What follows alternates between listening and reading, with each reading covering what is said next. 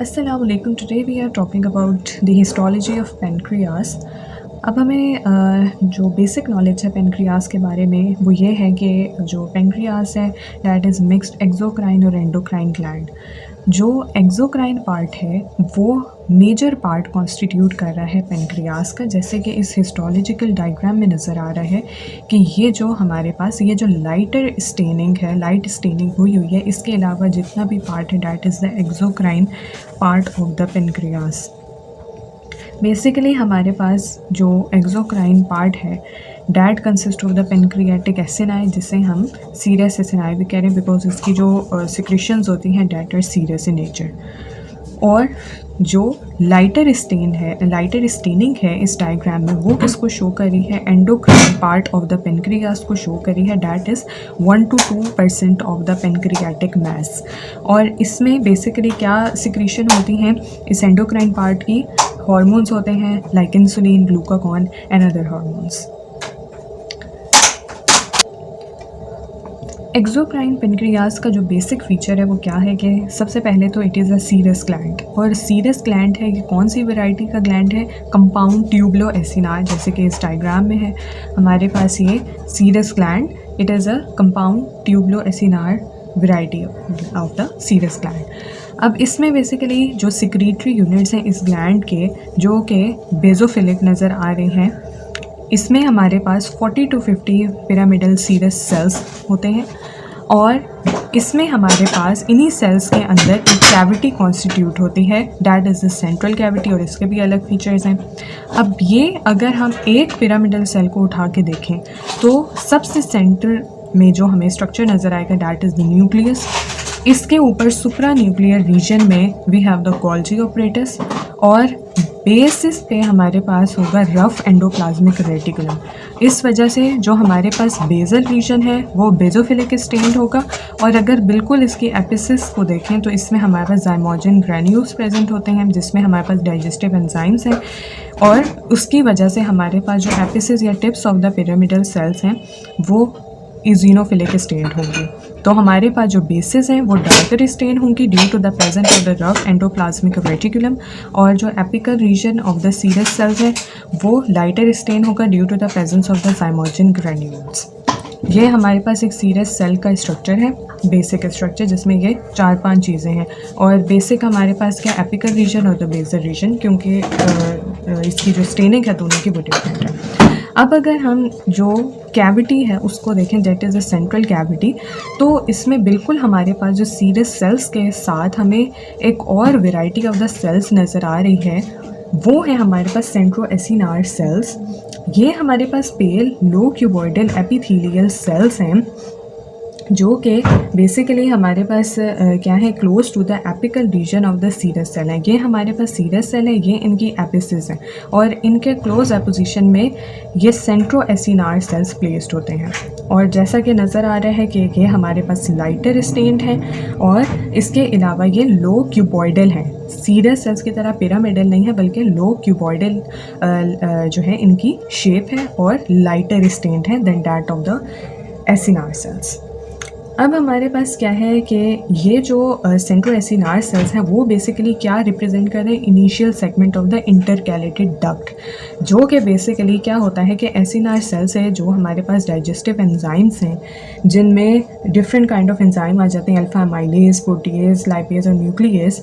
उनकी सिक्रीशन होगी in the central cavity, and then वो हमारे पास डक्ट सिस्टम के थ्रू मूव करती हुई पेनक्रियाटिक डक्ट में अल्टीमेटली पहुँचती है, और फिर हमारे पास middle the second part of duodenum में रीच कर जाती है। तो ये जो हमारे पास डक्ट सिस्टम है इसका जो इनिशियल सबसे सेगमेंट होता है that is the intercalated duct. तो हमारे पास जो इंटरकैलेटेड डक्ट है उसकी क्या एक इम्पॉर्टेंट कैरेक्टरिस्टिक है, that it consist of the centroacinar cells which basically हमने इनको क्या कह सकते हैं, पेल लो क्यूबॉइडल सेल्स। इसके बाद हमारे पास जो डक्ट सिस्टम की बात करें तो इंटरकैलेटरी डक्ट की बात होगी। उसके बाद हमारे पास आ जाते हैं इंट्रालोब्यूलर डक्ट्स और इंटरलोब्यूलर डक्ट्स, एंड देन हमारे पास फाइनली जो है वो मेन डक्ट आती है। तो हमने इंटरकैलेटरी डक्ट्स में तो बेसिकली हमारे पास यही सेंट्रोएसिनार सेल्स होते हैं, और डायरेक्ट जो एसिनार सेल से सिक्रीशंस आ रही हैं, डाइजेस्टिव एंजाइम्स आ रहे हैं, वो इस इंटरकैलेटरी डक्ट में जो है वो मूव करेंगे। देन हमारे पास ये सिक्रीशंस कहाँ पे जाएंगी? इंट्रालोब्यूलर डक्ट्स में जाएंगी, ठीक है। और यही इंट्रालोब्यूलर डक्ट्स मिलके इंटरलोब्यूलर डक्ट्स बना देंगी, जो कि अभी हम जो डायग्राम है उसमें भी देखते हैं, जो हिस्टोलॉजिकली हम अपने मैनुअल्स में ड्रॉ करते हैं कि किस तरह से डक्ट्स होते हैं। उसके बाद जो हमारे पास एक पॉइंट है इंपॉर्टेंट, अगर हम पिछली डायग्राम में देखें, this is the intralobular duct. अब ये जो इंट्रालोब्यूलर डक्ट है और इससे आगे मिलके बनेगी इंटरलोब्यूलर डक्ट।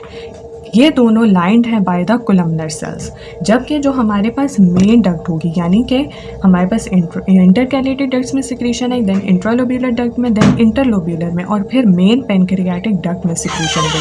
तो ये जो मेन पेनक्रियाटिक डक्ट है that is lined by stratified columnar epithelium. तो हमारे पास इंट्रालोब्यूलर और interlobular are lined by the low columnar epithelium, और जो हमारे पास मेन डक्ट है that will be lined by the stratified columnar epithelium. ये इन दोनों में डिफरेंस आ जाएगा। देन ये हमारे पास जो सेगमेंट है that was exocrine part of the pancreas, जिसमें जो इंपॉर्टेंट कैरेक्टरिस्टिक है कि सीरस ग्लैंड है कंपाउंड ट्यूबुलर एसिनार वैरायटी का। इसमें हमारे पास एसिनार सेल्स हैं 40 to 50 अप्रॉक्सीमेटली पिरामिडल सेल्स होते हैं, जिनकी एपिसिस में डाइजेस्टिव एंजाइम्स या वी कैन से ज़ाइमोजन ग्रैन्यूल्स हैं, जिसकी वजह से एसिडोफिलिक स्टेनिंग है, और बेजल रीजन पे रफ एंडोप्लाज्मिक रेटिकुलम है, क्योंकि प्रोटीन की प्रोडक्शन होनी है, एंजाइम्स की प्रोडक्शन होनी है, तो इस वजह से हमारे पास जो बेजल रीजन है डेट इज़ डार्कली स्टेन्ड। और इसके अलावा हमारे पास जो सेंट्रल कैविटी है इसमें प्रेजेंट है हमारे पास pale low cuboidal cells which are known as the centroacinar cells. फिर हमारे पास डक्ट सिस्टम आ जाता है, जिसमें पहला पार्ट है intercalated duct which is also lined by the centroacinar cells. Then we have the intralobular duct, and then we have the interlobular duct, and then finally we have the main pancreatic duct. अब अगर endocrine part की बात करें तो हमने कहा था कि 1 to 2% ऑफ द पेनक्रियाटिक मास बना रही है, जैसे कि इस डायग्राम में भी नज़र आ रहा है कि मेजर पार्ट एक्सोक्राइन है, और जो ये लाइटली स्टेनिंग पार्ट है that is the endocrine part of the pancreatic tissue. अब जो हम स्लाइड्स वगैरह देते हैं तो उसमें भी पेनक्रियास की आइडेंटिफिकेशन किस तरह से होगी कि ये जो लेस स्टेन्ड रीजन्स है वो हमें नज़र आएंगे scattered among the darkly stained regions. तो ये जो लेस स्टेन्ड रीजन है वो हमारे पास endocrine part of the pancreas को रिप्रेजेंट कर रहे हैं, और इसमें ये जो क्लस्टर्स ऑफ सेल्स नज़र आ रहे हैं इनको हम क्या कहते हैं? Islets of Langerhans. ये जो क्लस्टर्स हैं these are known as the islets of Langerhans, और इन्होंने क्या सिक्रीट करना है? हार्मोन सिक्रीट करने हैं। अच्छा, अब ये हमारे पास जैसे कि नज़र आ रहा है कि स्फेरिकल या हमारे पास पिरामिडल शेप्ड पूरा एक क्लस्टर होगा which is lined by the reticular connective tissue, और स्कैटर्ड होगा अमंग द पेनक्रियाटिक एसिनाई। और ये ज़्यादा जो हमारे पास आइलेट्स ऑफ लैंगरहैंस है कहाँ पे ज़्यादा इनकी अमाउंट होती है? In the tail of the pancreas, क्योंकि हमें पता है कि पेनक्रियास के 4 पार्ट्स होते हैं, जो टेल ऑफ द पेनक्रियास है उसमें इनका नंबर जो है वो ज़्यादा प्रेजेंट होता है। अब हम अगर मैनुअल वाली डायग्राम को डिस्कस करें तो हमारे पास इस तरह से हम पेनक्रियास को ड्रॉ करते हैं। सबसे पहले जो हमें एक बात नज़र आ रही है कि हमारे पास जो है वो सेप्टा में रन कर रहा है, जो कैप्सूल से हमारे पास थिन कनेक्टिव टिश्यू है वो इन सेप्टा में रन करके पेनक्रियास को लोब्यूल्स में डिवाइड कर देता है। तो ये हमारे पास एक लोब्यूल है। इसमें सबसे पहले हमने देखा कि पेनक्रियास का एक एंडोक्राइन पार्ट है और एक एक्सोक्राइन पार्ट है। जो मेजर पार्ट है that is the exocrine part, जिसमें ये हमें सीरस ग्लैंड नज़र आ रहे हैं और ये उसके पिरामिडल सीरस सेल्स नज़र आ रहे हैं।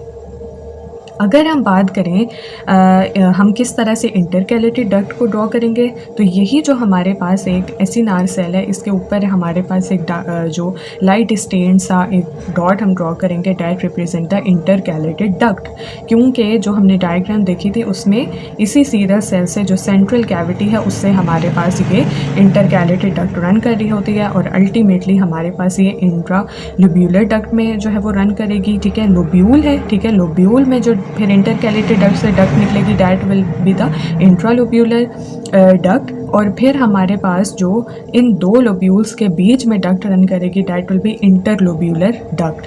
और अल्टीमेटली ये कहाँ पे आके सारी की सारी जो डाइजेस्टिव एंजाइम्स हैं सिक्रीट आउट हो जाएंगे in the main pancreatic duct, और ये फिर मेन पेनक्रियाटिक डक्ट ओपन होगी in the second part of the duodenum, इसके मिडल में। इसके जो हमारे पास सीरस ग्लैंड्स हैं इसके अमंग स्कैटर्ड है हमारे पास that is the endocrine part of the pancreas, और इसमें हमें न्यूमरस स्कैटर्ड सेल्स नज़र आ रहे हैं, कॉर्ड ऑफ द सेल्स नज़र आ रहे हैं जो कि हमारे पास हैं islets of the Langerhans, and these are separated by these small fenestrated capillaries. ठीक है, ये हमारे पास न्यूमरस सेल्स प्रेजेंट है islets of Langerhans and these are separated by the fenestrated capillaries. अच्छा, दूसरी बात यह है कि जैसे कि हमने उस डायग्राम में देखा था कि हमारे पास ये जो एंडोक्राइन पार्ट है that is less stained than that of the exocrine part. क्यों? क्योंकि इसके जो साइटोप्लाज्म इन सेल्स के इसमें कोई भी ग्रेन्यूल्स प्रेजेंट नहीं होते जिसकी वजह से लाइटर स्टेनिंग आती है। अच्छा, एक और जो एडिशनल बात है हमारे पास के जो एंडोक्राइन पार्ट है या पेनक्रियाटिक आइलेट सेल्स हैं ये वाले, ये मज़ीद 4 वेराइटी के होते हैं, टाइप ए, टाइप बी, या सिंपल हम कहते हैं a cells, b cells, PP cells and d cells. जो ए सेल्स हैं वो ग्लूकागॉन सिक्रीट करेंगे, बी सेल्स जो कि प्रीडोमिनेंट टाइप है वो इंसुलिन प्रोड्यूस करेंगे, d cells somatostatin hormone produce करेंगे, और PP cells pancreatic polypeptide produce करेंगे। तो ये हमारे पास था पेनक्रियास जिसमें हमने इसके 2 पार्ट्स डिस्कस किए। कौन से मेजर पार्ट्स हैं? Exocrine is the major part and endocrine consist 1 to 2% of the pancreatic mass, और इसके हमने डिफरेंट फीचर्स जो है डिस्कस किए कि एक्सोक्राइन में जो डिस्टिंग्विशिंग जो फीचर है वो है हमारे पास सीरस ग्लैंड, और जो हमारे पास एंडोक्राइन पार्ट है उसका क्या कैरेक्टरिस्टिक फीचर है? Presence of the numerous scattered cells called the islets of the Langerhans. So that was all about the histology of the pancreas.